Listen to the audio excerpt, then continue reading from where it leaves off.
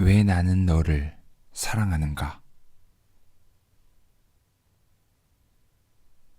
사랑 내부의 관점에서는 삶의 우연적 성격을 목적성이라는 베일 뒤로 감춘다.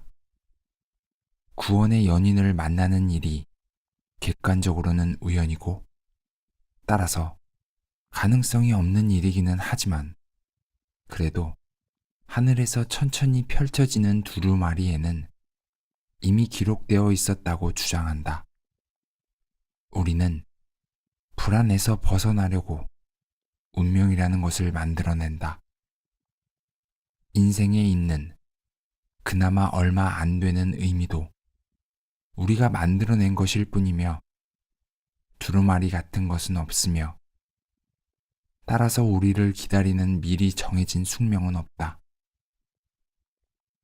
우리가 비행기에서 누구를 만나고 만나지 못하는 것에는 우리가 부여하는 의미 외에 아무런 의미도 없다는 사실을 인정할 때 생기는 불안. 간단히 말해서 아무도 우리의 이야기를 기록해 두지 않았고 우리의 사랑을 보장해 주지도 않았다는 불안에서 벗어나려고 가장 매력을 느끼지 못하는 사람을 가장 쉽게 유혹할 수 있다는 것은 사랑의 아이러니 가운데 하나이다. 침묵과 서툰 태도는 욕망의 애처로운 증거로 여길 수 있다. 별로 마음이 끌리지 않는 사람은 유혹하기가 쉽기 때문에 유혹에 서툰 사람이 오히려 진정한 마음을 가진 사람이라고 관대하게 받을 수도 있다. 정확한 말을 찾지 못한다는 것은 역설적으로 정확한 말을 의도하고 있다는 증거가 되는 경우가 많다. 보답받지 못하는 사랑은 고통스럽기는 하지만 안전하게 고통스럽다. 자신 외에 누구에게도 피해를 주지 않기 때문이다. 스스로 자초한 달콤 씁쓸하고 사적인 고통이다. 그러나 사랑이 보답을 받는 순간 상처를 받는다는 수동적 태도는 버려야 하며 스스로에게 상처를 입히는 책임을 떠안을 각오를 해야 한다.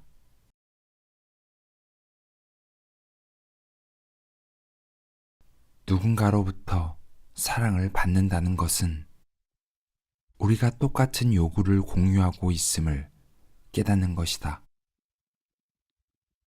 우리가 누군가에게 마음이 끌리는 상태의 핵심에 그 요구가 놓여 있다. 알베르 까메는 우리가 다른 사람과 사랑에 빠지는 것은 그 사람이 밖에서 보기에 매우 온전해 보이고 주관적으로 자신을 보면 몹시 분산되어 있고 혼란스럽기 때문이라고 말했다. 만일 우리 내부에 부족한 데가 전혀 없다면 우리는 사랑을 하지 않겠지만 상대에게서도 비슷하게 부족한 데를 발견하면 불쾌감을 느낀다. 답을 찾기를 기대했지만 우리 자신의 문제의 복사본만을 보게 됐기 때문이다.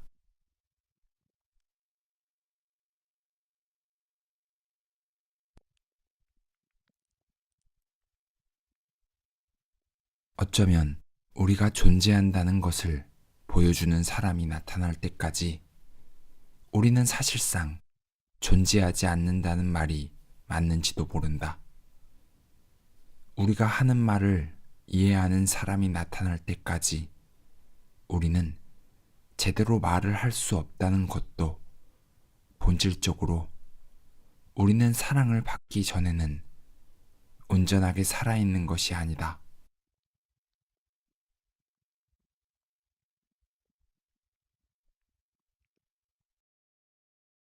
사랑이 없으면 우리는 제대로 된 정체성을 소유할 능력을 상실한다. 사랑 안에서 자아가 지속적으로 확인되기 때문이다.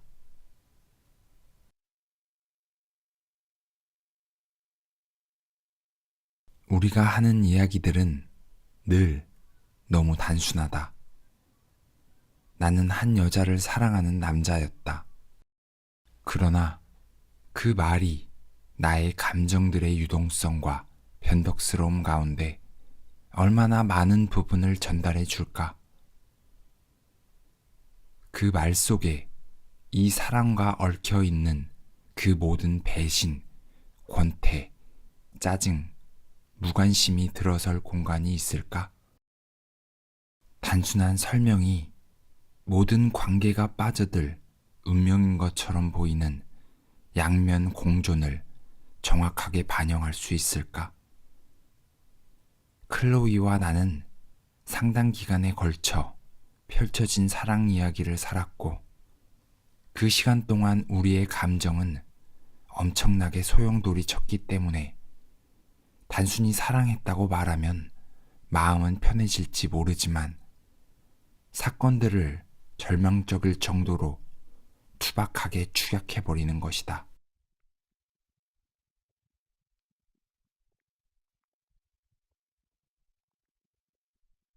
우리가 우리 짝과 얼마나 행복하든 그 사랑 때문에 다른 사랑을 쫓는 일은 방해를 받을 수밖에 없다.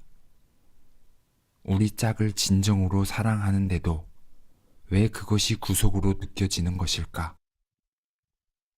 짝에 대한 사랑이 기울고 있는 것이 아닌데도 왜 그것을 아쉬워할까?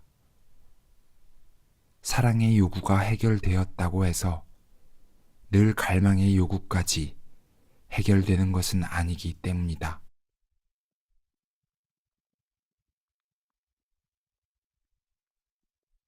오늘은 이 사람을 위해서 무엇이라도 희생할 수 있을 것 같은데 몇 달 후에는 그 사람을 피하려고 일부러 길 또는 서점을 지나쳐 버린다는 것은 무시무시하지 않은가?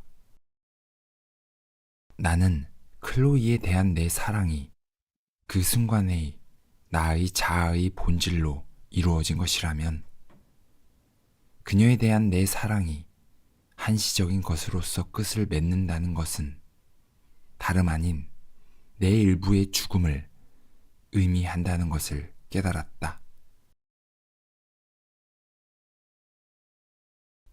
현재를 살지 못한다는 것은 어쩌면 내가 평생 갈망해온 것이 바로 이것이라는 깨달음을 두려워하기 때문인지도 모른다. 그것은 기대나 기억이라는 보호를 받는 자리에서 벗어나는 데에 대한 두려움이며 이것이 내가 살 수 있는 단 한 번의 삶이라는 것을 암묵적으로 인정하는 데에 대한 두려움이다.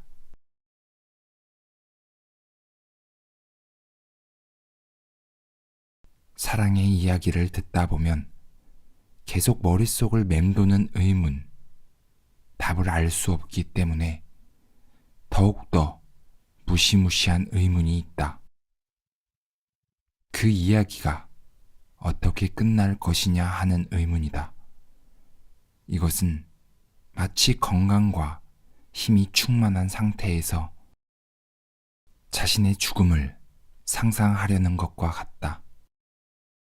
사랑의 종말과 삶의 종말 사이의 유일한 차이는 후자의 경우에는 그래도 죽음 뒤에는 우리가 아무것도 느끼지 않을 것이라는 위안이 있다는 것이다. 그러나 관계의 끝이 반드시 사랑의 끝은 아니며 더군다나 삶의 끝일 가능성은 거의 없다는 것을 아는 연인에게는 그런 위안이 없다.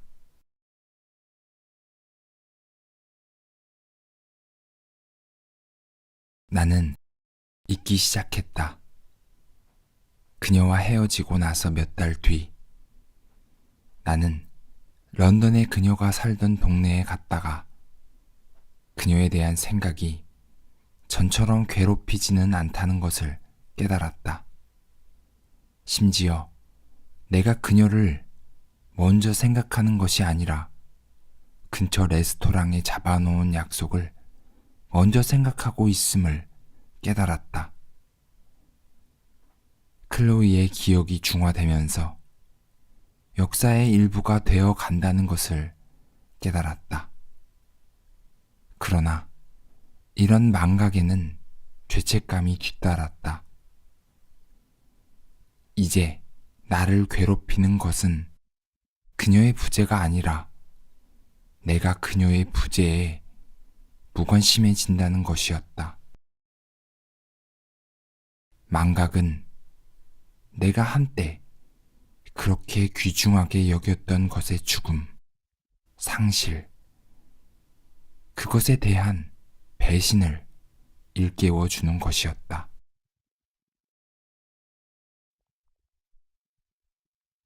지혜는 우리에게 두려움을 제어하라고, 그래서 우리에게 해를 주는 것은 두려워하되 벽에 어른거리는 그림자를 보고 에너지를 낭비하지는 말라고 가르친다. 지혜는 우리에게 죽음을 두려워하지 말라고, 우리가 두려워할 것은 두려움 자체라고 가르친다.